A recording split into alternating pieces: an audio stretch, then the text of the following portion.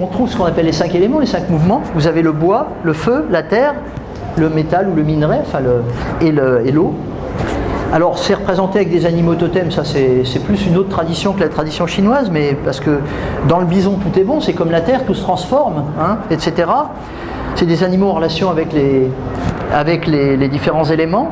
Mais en fait, ça c'est le foie dans l'être humain, ça c'est le cœur, ça c'est le poumon, ça c'est le système digestif qui inclut le travail de la rate, du pancréas, des intestins, et ça c'est les reins, la vessie.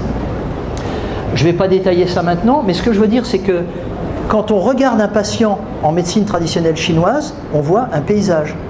Vous avez des fleuves, des vallées, des forêts, des climats. Hein. Et Hippocrate parlait comme ça. On dit de quelqu'un qu'il est chaleureux, qu'il est froid, qu'il est sec. On a des climats en nous. Ça peut être physique, ça peut être psychique. C'est pas pour faire joli. C'est comme ça qu'on fonctionne. Et donc, une citation ancienne dit « Le médecin regarde son patient comme un peintre regarde sa toile ». Quand on est en bonne santé, c'est qu'il y a une harmonie dans le paysage. Quand on est en mauvaise santé, c'est que quelque part, la peinture a un problème. Tous les paysages sont différents, mais il doit y avoir une harmonie dedans.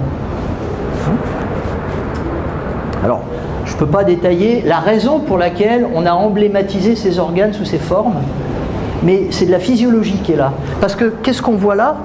On voit un système, on voit un écosystème. Vous voyez ? Par exemple, les 5 éléments, vous avez entendu parler peut-être de ça, le bois engendre le feu, etc. Ben voilà, mais prenons la nature. Le bois engendre, le bois ça brûle, d'accord? Ça engendre le feu. Le feu, ça donne du résidu, ça donne de la terre. La terre, quand elle se densifie, elle forme le minerai, dont le métal est un des aspects. Le monde minéral, qui est plus lourd. Vous voyez, le monde végétal, il est plus léger, donc le foie, il monte le sang, le poumon, il descend l'énergie. Et puis, l'eau, vous savez, on appelle ça l'eau minérale. Le minerai engendre l'eau. Les nappes phréatiques se forment au fond de la roche et remontent en surface nourrir le bois. C'est juste un écosystème qui est expliqué. Et on dit aussi qu'il y a un contrôle entre tous les éléments parce que dans la nature, il faut tailler, il faut arroser. Si tout se développe sans contrôle, ça ne marche plus. Alors le bois contrôle la terre. Le bois couvre la terre, il empêche la terre de se disperser. La terre contrôle l'eau, elle absorbe l'eau. Si on bétonne tout, il y a des inondations. L'eau éteint le feu, c'est pas nouveau.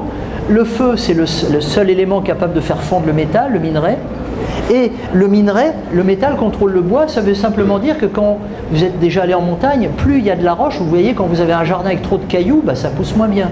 C'est-à-dire que le monde minéral limite le développement du monde végétal. On est dans un écosystème humain et naturel.